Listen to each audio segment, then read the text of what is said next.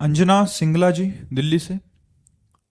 राधे राधे महाराज जी। महाराज जी, मैं जानना चाहती हूँ कि हम जब किसी भी धार्मिक स्थान पर जाते हैं परंतु फिर भी वहां जाकर हमारा मन भक्ति में क्यों नहीं लगता? मन घर में भागता है, बार बार चिंता करता है। क्योंकि उसका अभ्यास है।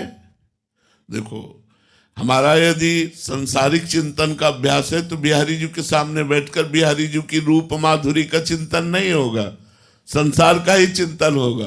और अगर हमारा भागवतिक चिंतन का है तो हम जहां नृत्य हो रहा है संसार में वहां बैठकर भी भागवतिक लाभ ले लेंगे। हम उसमें भी भगवत भावना करके और भागवतिक चिंतन करने लगे। हमारी श्री जी की सखिया कैसे नृत्य, ऐसे नृत्य करती और वो भावना में डूबता चला जा रहा है। अगर हमारा भाव में मन है, एक बार की हम घटना आपको बताते हैं।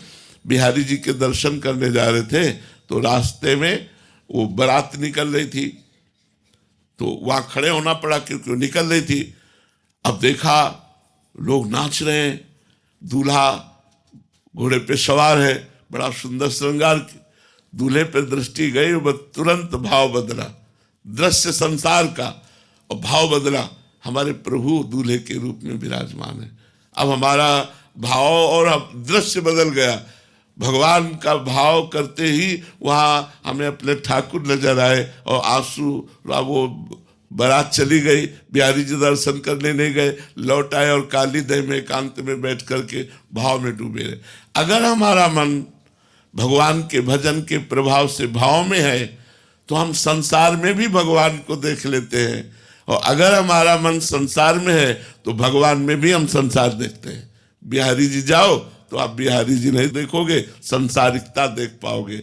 इसीलिए हम कहते हैं खूब नाम जप करो जिससे हमारा मन पवित्र हो जाए। घर को ही मंदिर मान लो, परिवार के सदस्यों को ही भगवान की पूजा मान लो और नाम जप करो और अपने कर्तव्य को करो, तो इसी से भगवत प्राप्ति हो जाएगी। कहीं भागने की जरूरत नहीं है, हमें भाव सुधारने की जरूरत है। और भाव शुद्ध तब होता है जब अनर्थ का नाश हो जाता है। काम, क्रोध, लोभ, मोह, मद, मत्सर, ये अनर्थ है और ये सब भजन से नष्ट होंगे। इसलिए हमें खूब नाम जप करना चाहिए, तभी हमारा भाव सुधरेगा।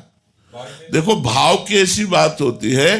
पूज्य पंडित गया प्रसाद जी महाराज ऐसे बैठे हुए थे और एक ब्रजवासिनी अपने माथे पे गोबर की छपरिया रखे हुए, डलिया रखे हुए और अपने लड़के को हाथ में, और वो बाल भाव के उपासक थे।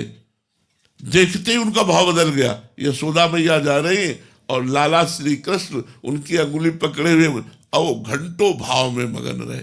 भाव का होता है दृश्य संसारिक और भावना में वो भागवतिक डूब गए।